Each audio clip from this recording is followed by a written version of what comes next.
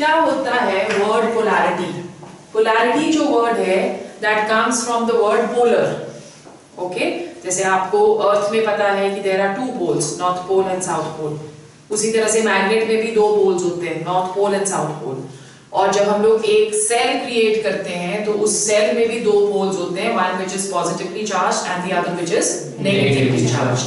तो polarity of bonds का मतलब ये हुआ कि whenever there are different charges which are created in a chemical bond, उसे हम लोग polarity of bonds बोलते हैं.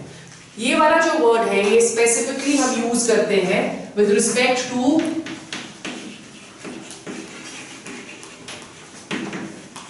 Covalent compounds. ठीक है, क्यों? क्योंकि जो आयनिक कंपाउंड्स हैं उसमें तो हम ऑलरेडी पढ़ चुके हैं कि उसमें दो डिफरेंट चार्जेस होते हैं. एक केटायन बनता है जो कि इलेक्ट्रॉन लूज करता है और दूसरा एनायन बनता है जो कि उस इलेक्ट्रॉन को गेन करता है. तो वहां पे polarity of bonds is automatically there. Polar की जगह वहां पे हम लोग यूज करते हैं वर्ड आयनिक. ठीक है, अब कोवलेंट बॉन्ड्स में क्या होता है कि पोलैरिटी ऑफ बॉन्ड्स को हम कैसे एक्सप्लेन करेंगे. हमने जब कोवलेंट कंपाउंड्स करे थे तो हमारे पास हमने पढ़ा था कि we have homoatomic compounds. Homoatomic compounds का मतलब हुआ those compounds in which the same atoms are present. जैसे for example we take the example of iodine. तो आयोडीन का अगर हम लुईस स्ट्रक्चर बनाएं, 7 इलेक्ट्रॉन्स होते हैं इसके पास, उसी तरह से इसके पास भी 7 इलेक्ट्रॉन्स होते हैं. ये क्या करेगा, ये इसका एक इलेक्ट्रॉन शेयर कर देगा, ये इसका ये इलेक्ट्रॉन शेयर कर देगा.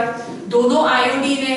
हमने एक टर्म पढ़ा था इलेक्ट्रोनेगेटिविटी पिछले वाले चैप्टर में, tendency to attract the share pair of electrons towards itself. क्योंकि दोनों सेम है, दोनों की इलेक्ट्रोनेगेटिविटी सेम होगी. एज अ रिजल्ट जो ये शेयर पेयर ऑफ इलेक्ट्रॉन है ये सेंटर में रहेगा. ठीक है, देयरफॉर सच मॉलिक्यूल्स जो कि शेयर्ड पेयर को इक्वली अट्रैक्ट करते हैं, दोनों such molecules they are known as non-polar molecules. Why? Because ये जो शेयर पेयर है ये सेंटर में रह रहा है, ना ये इसको अट्रैक्ट कर रहा है ना ये इसको अट्रैक्ट कर रहा है. तो इस करके there are no charges which are developed over here such that the bond is known as non-polar. But when we are talking of heteroatomic, we are talking of heteroatomic molecules. तो heteroatomic molecules में let's take the example of HCl, hydrogen chloride. एक हमारे पास आ गया hydrogen और Lewis dot structure इसका बना रहे हैं हम क्लोरीन. ठीक है, ये क्या करेगा, इसको शेयर करेगा और क्लोरीन इसको शेयर करेगा. ठीक है, such that the molecule which is formed over here is HCl. right? Now what is happening over here कि जो क्लोरीन है that is more electronegative. क्योंकि वो ज्यादा इलेक्ट्रोनेगेटिव है तो वो इस शेयर्ड पेयर को अपनी तरफ को अट्रैक्ट करता है because of its high electronegativity. जब इसके ऊपर अट्रैक्ट करेगा तो क्या होगा, ये जो नेगेटिव क्लाउड है इलेक्ट्रॉन्स का वो ज्यादा क्लोरीन के ऊपर हो जाएगा, such that chlorine gets a slight negative charge and hydrogen gets a slight positive charge. So such molecule in which different charges are created, such molecules they are said to be polar in nature. ठीक है, जिसमें दो different poles create हो गए उनको हम क्या बुलाते हैं, polar. With respect to polarity हम एक और चीज डिफाइन करते हैं which is the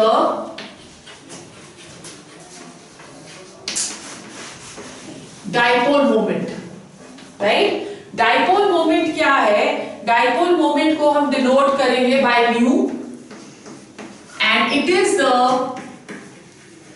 measure of polarity in a molecule. Right? It is a measure of polarity. एक न्यूमेरिक फिगर होता है ये, तो इसको हम लोग बोलते हैं कि all those molecules which have a dipole moment of 0, they are said to be non-polar in nature. Right? So all those जिनका mu 0 है, they are said to be non-polar in nature, whereas all those which have a value of mu greater than 0, they all are polar in nature. Okay, so we can say that greater the value of mu, greater the value of mu, more is the polarity. More is the polarity. ठीक है?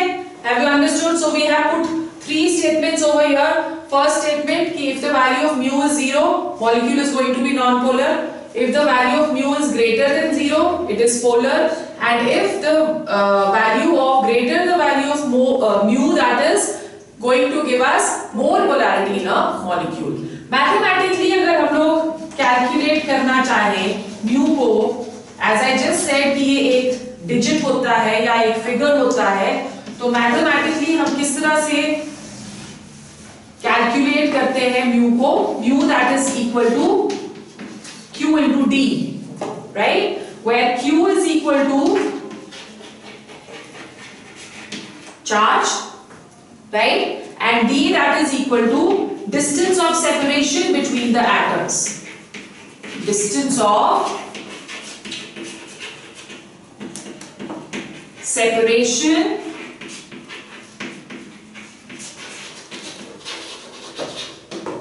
between the atoms. ठीक है? So this is how you are going to calculate mu. Let's say अगर हमको dipole moment करना है किसी भी एक का, तो इसको dipole moment को सबसे पहले इसके units क्या होते हैं? The units of dipole moment, that is Debye, denoted by D. This is after the name of the scientist. और value of 1 Debye कितना होता है? That is equal to 1 into 10 raised to power minus 18 electrostatic units, ESU. 1 Debye is equal to 1 into 10 raised to power minus 18 ESU. और 1 ESU की value क्या होती है? Otherwise 1 electrostatic unit, that is equal to how much? That is equal to 1.6 into कितना होता है? 1.6 into 10 raised to power minus 19 coulombs. So this is the value of 1 electrostatic units. ठीक है? So अब हमें पता चला कि हम Q को कैसे कैलकुलेट कर एग्जांपल लेके देखते हैं हम यहाँ पे. Let's take an example. हम बोल रहे हैं कि अगर हम कोई एक मॉलिक्यूल ले रहे हैं जिसका D is equal to 10 raised to power minus 8 centimetre, ठीक है, और Q is of the order of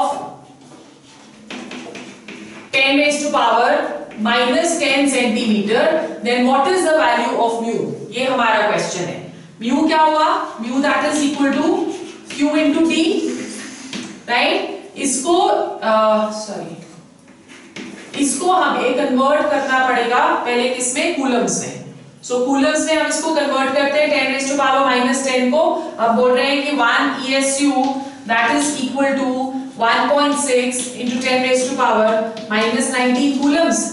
तो 10 ESU की वैल्यू क्या हो जाएगी? 1.6 into 10 raised to power minus 19 into 10 raised to power 10. ठीक है? So 1.6 into 10 raised to power minus 9. This is going to be the value in what? Coulombs. ठीक है? So अब हम लोग यहाँ पे डालते हैं दोनों की values. mu is equal to Q की वैल्यू आ गई 1.6 into 10 raised to power minus 9 और इसकी वैल्यू क्या दी हुई है? into 10 raised to power minus 8. तो ये वैल्यू क्या आ जाएगी? 1.6 into 10 raised to power minus 17. Distance is this ना? Minus 17 Debye. ठीक है? So this is how you can calculate. Now when we are talking of dipole moment, तो dipole moment हम बोलते हैं it's a vector quantity. Vector quantity का मतलब क्या हुआ? कि it would be defined with the help of magnitude and direction both. Right. So जब हम लोग डाई एटॉमिक मॉलिक्यूल्स करते हैं तो उसका म्यू की वैल्यू कैलकुलेट करना बहुत इजी है, क्योंकि डाई एटॉमिक मॉलिक्यूल्स में क्या होगा, एक जो एटम है वो इलेक्ट्रोनेगेटिव है, वो अट्रैक्ट करेगा या एटम अट्रैक्ट नहीं करेगा, either of the two conditions can take place. तो इजीली डाई एटॉमिक मॉलिक्यूल्स को हम सिर्फ देख के बता सकते हैं whether the molecule that is going to be polar or not. Problem हमें कहां आएगी, when we are discussing the heteroatomic molecules. So let's go on to dipole moment and molecular structure. So our next topic is dipole moment and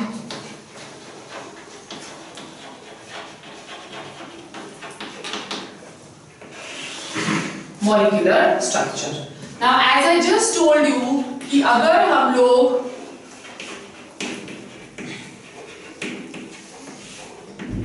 होमोएटॉमिक molecules ले लेते हैं तो सारे के सारे homoatomic molecules they are non polar in nature, ठीक है।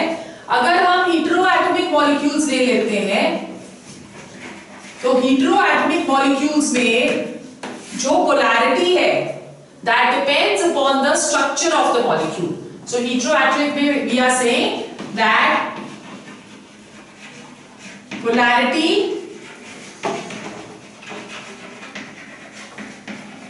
depends upon structure of the molecule, ठीक है। heteroatomic में हमारे पास दो तरह के molecules होते हैं, one which is diatomic in nature. Diatomic means they are going to have two atoms. As for example, we can take hydrogen fluoride. Hydrogen fluoride में fluorine is highly electronegative, so the shared pair of electrons are attracted towards fluorine. Fluorine gets a slight negative charge and hydrogen gets a slight positive charge. ठीक है? So देख के हमें पता चल रहा है that the molecule that is going to be polar in nature, right? Another example which we can take, which we just took also, that is that of HCl. यहाँ पे भी fluorine is highly electronegative and hydrogen therefore becomes electropositive. So this is going to be polar in nature. Okay. But now when we are discussing the second type of molecules,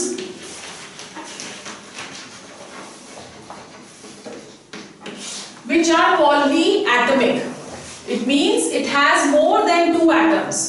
तो इस पे जो polarity है वो depend करती है on the value of dipole moment mu. So we just discussed कि जिसका dipole moment mu 0 होता है, they all are non-polar in nature.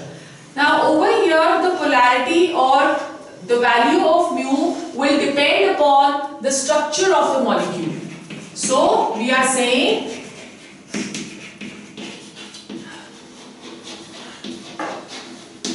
it will depend upon structure of the molecule. Let's take certain examples. Let's take the example of carbon dioxide. Okay? अब carbon dioxide का जो molecular structure है, that is this. In this case, oxygen is more electronegative than carbon. Therefore, it will attract the electrons towards itself. ठीक है? Similarly, यहाँ पे oxygen is more electronegative, so this is also going to attract the electrons towards itself. So you can see that दोनों opposite direction में pull कर रहे हैं. As a result of which, जो effect होगा, this minus this, it will become equal to 0. Okay? For this, the value of mu that is going to be equal to 0, and hence this molecule is non-polar in nature. Now why we are talking of this molecule in particular? क्योंकि यहाँ पे भी हमने electronegativity difference पढ़ा. यहाँ पे अगर electronegativity difference है तो हम बोल रहे हैं मॉलिक्यूल इज पोलर, पर यहाँ पे भी तो इलेक्ट्रोनेगेटिविटी डिफरेंस है, but still it is non polar. Why? Because of the structure of the molecule. Clear हो गया? Okay, let's take another example. We are taking the example of BF3. BF3 में fluorine central atom के साथ इस तरह से attached है. Okay, अब देखो बोरोन से फ्लोरीन ज्यादा इलेक्ट्रोनेगेटिव, ये इस साइड को डायरेक्ट होगा, ये इस साइड को डायरेक्ट होगा और ये इस साइड को डायरेक्ट होगा, तीनों ऑपोजिट डायरेक्शंस में जा रहे हैं।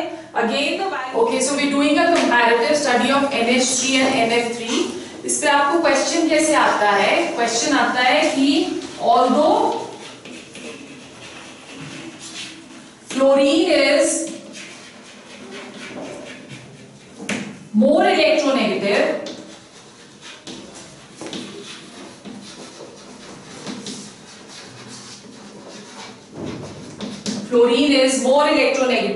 still NH3 has a higher value of dipole moment. NH3 has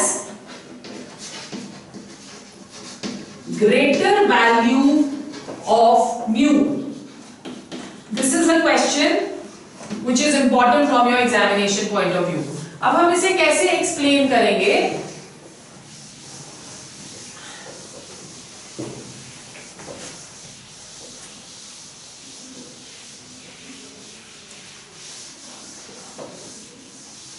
We say that this is due to the structure of NH3 and NF3. Okay, so if we're drawing the structure of NH3 with one lone pair of electrons, this is going to be the structure of NH3. Whereas when we are drawing the structure of NF3,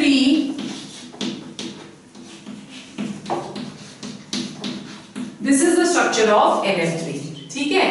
अब जब हम NH3 कर रहे हैं तो NH3 में nitrogen is more electronegative with respect to hydrogen, right? और ये lone pair of electrons ज्यादा electronegative होंगे.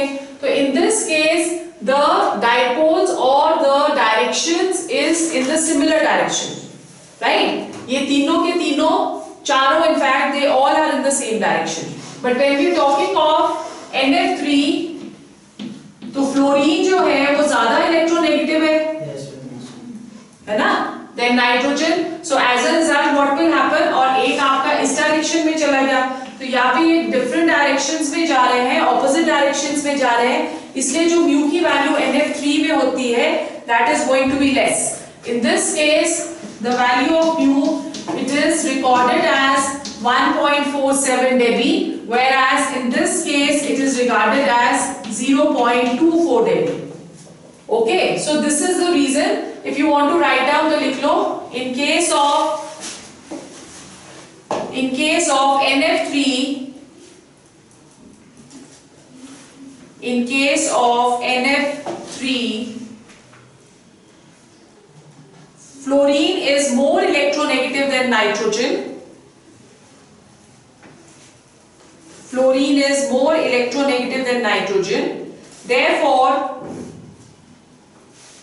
the dipole of NF, therefore the dipole of NF bond is from nitrogen to fluorine.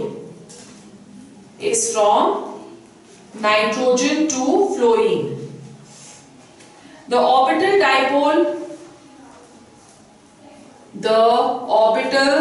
dipole is in opposite direction to the resultant dipole of the three NF bonds. Of the three NF bonds. Thereby decreasing the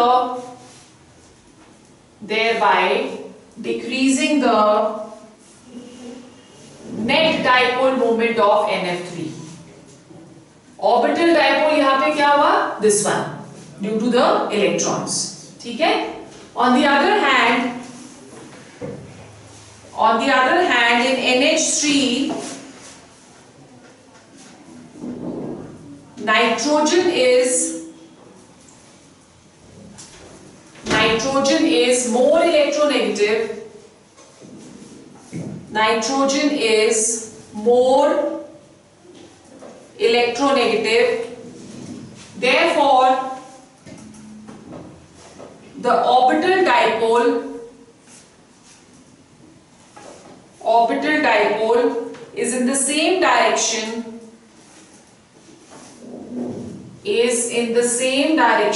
as the resultant dipole moment of 3 NH bonds, thereby giving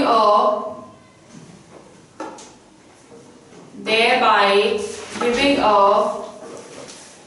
larger value of dipole moment in NH3. Dipole moment in NH3. ठीक है? This is an important question from your examination point of view. तो इसको अच्छे से आपने learn कर लेना है. Then next, what are the applications of dipole moment?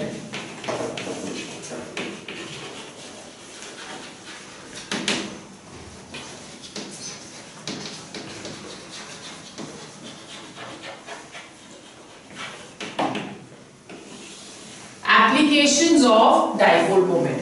The first application is जो हमने अभी पूरे इसमें पिछले वाले सेक्शन में पढ़ा. The first application is that it gives us the distinction between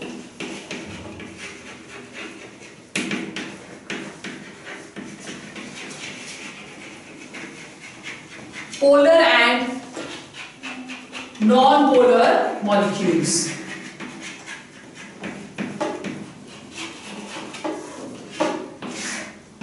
Distinction between polar and non-polar molecules.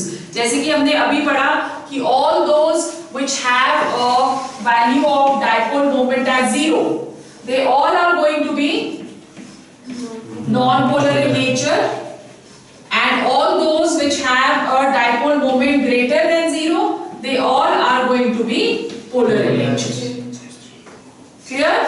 So this is the first distinction between polar and non-polar molecules. Second जो इसमें है, it gives us the degree of polarity. This also I have already told you. Degree of polarity greater the value of mu. Greater the value of mu, more is the polarity. जैसे कि आपने अभी उसमें देखा NH3 और NF3 में, तो हमने देखा कि NH3 में जो म्यू की वैल्यू है that is 1.47, कितनी दी थी? 1.47 थी NH3 में, है ना? और जबकि NF3 में जो वैल्यू है that is 0.24 baby. So यहाँ पे NH3 that is going to be more polar than NF3. So this value gives us the extent of polarity in any molecule. This is the second application. The third application is shapes of molecules. जो dipole moment की value होती है, it helps us to predict the shape. All those जिसकी zero value है, अगर जैसे triatomic molecules हम ले लें, triatomic molecules का मतलब जिसके पास three atoms present है, triatomic molecules. So triatomic molecules में जिसकी भी mu की shape zero होगी, mu की value zero होगी, उन सब की shape linear होगी. Linear का मतलब all three they are placed in one single line.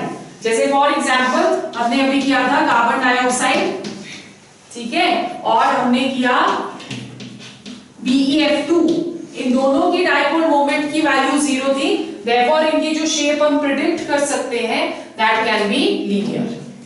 ठीक है, फिर अगर हमारे पास टेट्रा एटॉमिक मॉलिक्यूल्स प्रेजेंट है,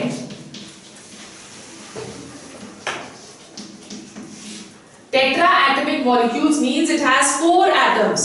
So 4 atoms में अगर mu की वैल्यू 0 आती है तो उन सब की शेप प्रेफरेबली ट्रायंगुलर होनी चाहिए. ठीक है, जैसे आपके पास हमने अभी एक किया BF3. ओके, सो ये जो डाइपोल मोमेंट की वैल्यू होती है, ये हमें हेल्प करती है to predict the shift. Clear?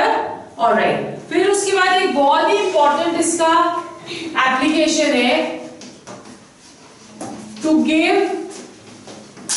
Percentage of ionic character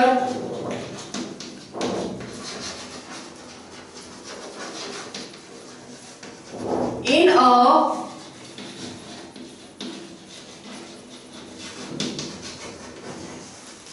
covalent bond.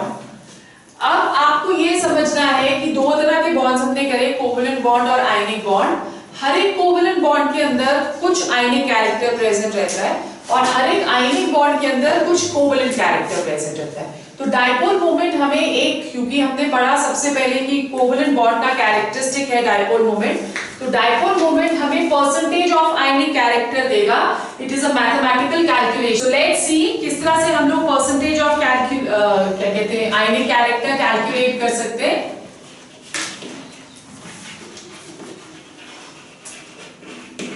Percentage of ionic character that is equal to observed dipole moment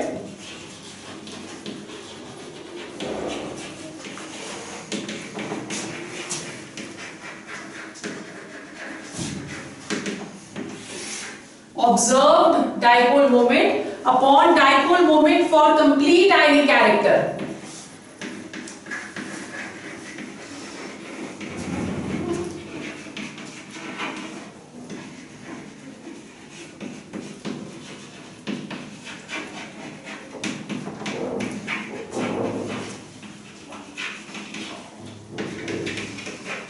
into 100। ठीक है, अब ऑब्जर्व्ड डाइपोल मोमेंट आप कैसे कैलकुलेट करोगे, that would be given to you in the question. और आप ionic dipole moment कैसे calculate करोगे, that is equal to the formula जो कि हमने अभी किया Q into D। ठीक है, सो म्यू उस तरह से आप कैलकुलेट कर सकते हो। तो जैसे फॉर एग्जांपल इन्होंने दिया हुआ है, you can write down a question. तो observe dipole moment for HCl is 1.07 dB. 1.07 dB. Its bond length is 1.275 Armstrong. Bond length is 1.275 Armstrong, and the charge developed is 4.8 into 10 raised to power 4.8 into 10 raised to power minus 10 ESU. Calculate the percentage of ionic character. ठीक है, so observed dipole moment उन्होंने दिया हुआ है हमें 1.7। ठीक है, that is given to you in the question। और आपको आयनिक कैलकुलेट करना है Q into D। The value of Q given to us is how much? Value of Q given to us is how much? 4.8 into 10 raised to power minus 10। ठीक है, so 4.8 into 10 raised to power minus 10, और bond length is the distance, so bond length हमें दी है 1.275 into 10 raised to power minus 8। 1.275 into 10 raised to power minus 8 उन्होंने angstrom में दिए, उसको हमने सेंटीमीटर में कन्वर्ट कर दिया है। ठीक है, सो जब हम इसे कैलकुलेट करते हैं, this comes to 6.12 into 10 raised to power minus 18 ESU centimetre. Electrostatic unit में दिया हुआ है ना। अब इसको हमें डेबी में कन्वर्ट करना है, तो 1 debye that is equal to 1 into 10 raised to power minus 18 ESU centimetre. यही है ना इसकी कैलकुलेशन। तो इसको जब डेबी में हम करेंगे, this will become equal to 6.12 debye. Okay, so यहाँ पे अब हम लोग ये वाला फॉर्मूला लगा रहे हैं, 1.07 divided by 6.12 into 100। ठीक है, इसे जब हम कैलकुलेट करते हैं इट कम्स टू 17.48%। सो ये HCl का हमने एग्जांपल लिया था। HCl is a covalent molecule, पर उसमें 17.48% आयनिक कैरेक्टर भी प्रेजेंट है। Have you understood? सो ये एक इंपॉर्टेंट एप्लीकेशन है to give us the ionic character in covalent bonds. So as I just said कि अगर आयनिक कैरेक्टर होता है कोवेलेंट बॉन्ड से, तो हर एक आयनिक बॉन्ड में भी कोवेलेंट कैरेक्टर होता है। So let's discuss about that. So next topic जो हमारा है that is partial covalent character in ionic bonds।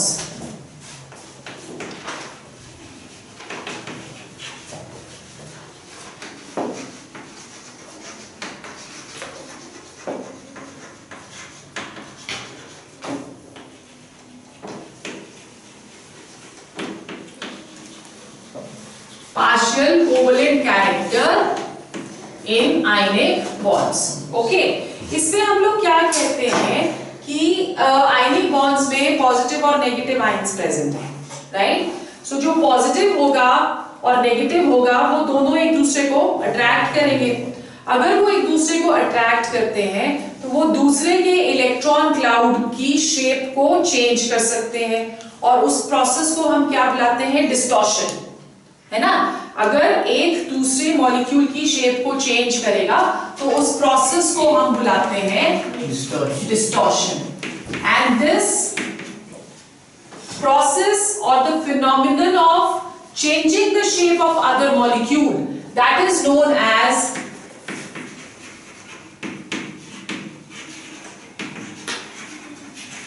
polarizability। Okay, so if you want to write down what is polarization or polarizability, the ability to distort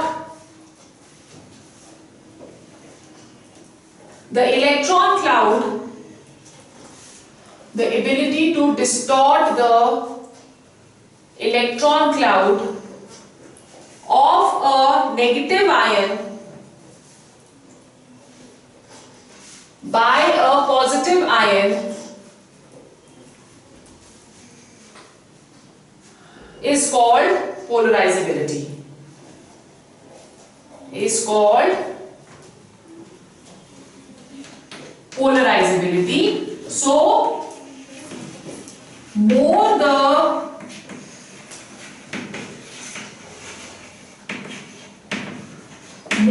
polarizability, more is the covalent character।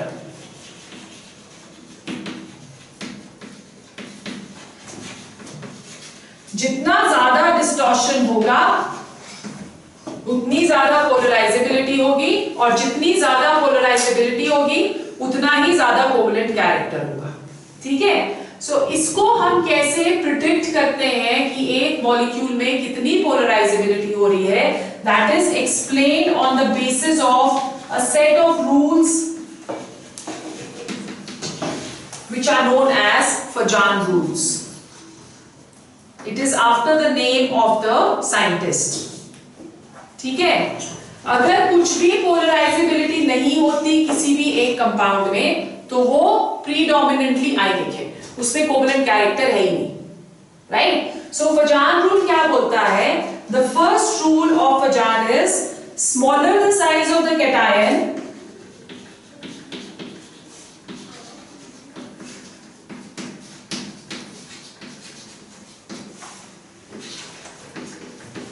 smaller the size of the cation, greater is the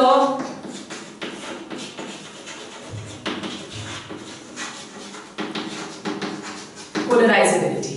क्यों ऐसा हो रहा है कि अगर cation का size छोटा होगा तो जो आयन, जो एनायन होगा या नेगेटिवली चार्ज आयन होगा, वो उसके न्यूक्लियस के ज्यादा पास होगा। अगर वो उसके न्यूक्लियस के ज्यादा पास होगा तो उसकी शेप को चेंज करना इजी हो जाता है, तो इससे पोलराइजेबिलिटी भी ज्यादा होगी। जैसे फॉर एग्जांपल अगर पोलराइजेबिलिटी ज्यादा है तो हम क्या बोल रहे हैं कि कोवेलेंट कैरेक्टर भी ज्यादा है। ठीक है?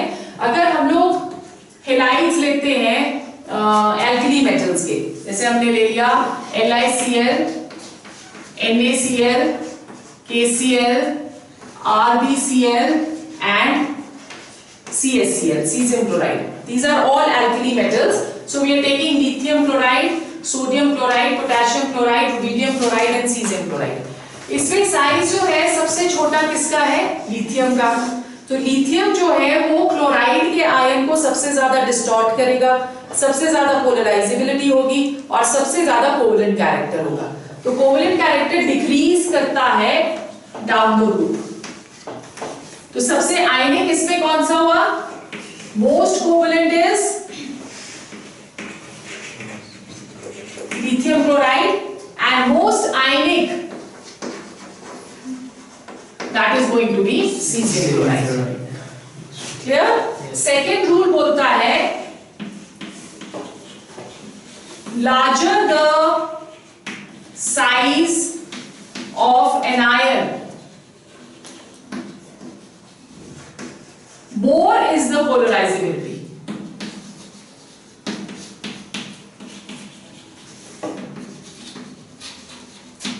और अगर मोर पोलराइजेबिलिटी तो मोर कोवेलेंट कैरेक्टर।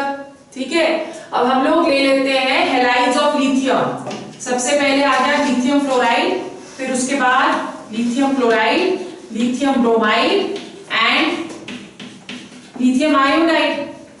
इसमें सबसे बड़ा जो साइज है वो किसका है? आयोडीन का। तो सबसे ज्यादा पोलराइजेबिलिटी भी आयोडीन ही करेगा। तो इसके लिए हम बोलते हैं the covalent character will keep on increasing down the group. So lithium fluoride जो होगा that is most ionic and lithium iodide is going to be most covalent. ठीक है? Then third rule, greater the charge,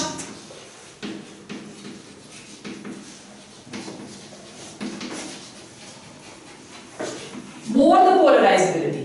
चाहे वो cation है चाहे वो anion है, greater the charge, more the covalent character.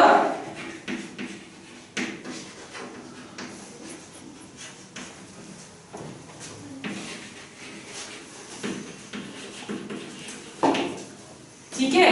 So whether it is cation or it is anion. तो अगर हम केटायंस को कर रहे हैं तो हम ले लेते हैं एक Na पॉजिटिव, दूसरा हम ले लेते हैं Ba2 पॉजिटिव या मैग्नीशियम 2 पॉजिटिव ले लो, सेम साइज, और तीसरा हम ले लेते हैं Al3 पॉजिटिव। तो इन तीनों में सबसे ज्यादा चार्ज एल्यूमिनियम के ऊपर है, therefore एल्यूमिनियम के जो कंपाउंड्स होंगे they are going to be most covalent. The fourth rule is based on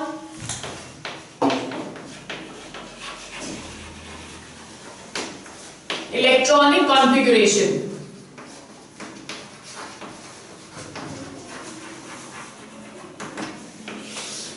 ठीक है, let's compare the electronic configuration of Na positive and Cu positive. जब हम Na positive की electronic configuration करेंगे, that is going to be neon, the electronic configuration of neon. 3s1 इसमें से हट जाएगा, ठीक है। जब हम Cu positive की करेंगे, it is going to be argon, 4s से निकल जाएगा एक electron, so 3d9, right? Now in this case, if we are looking at the electronic configuration over here, it is 2s2 2p6, और अगर हम यहाँ पे देखें, it is going to be 3s2 3p6 3d9, ठीक है, ये इलेक्ट्रॉनिक कॉन्फ़िगरेशन हो गई। तो Cu पॉजिटिव ज्यादा उसको पोलराइज करेगा because of electrons in D. Okay, so Cu positive is going to be more covalent as compared to Na. तो अगर हम कंपेयर करते हैं कंपाउंड ऑफ सोडियम NaCl और हम कंपेयर कर रहे हैं CuCl, तो in this case CuCl that is going to be more covalent than NaCl. ठीक है? So today we are only going to do till here.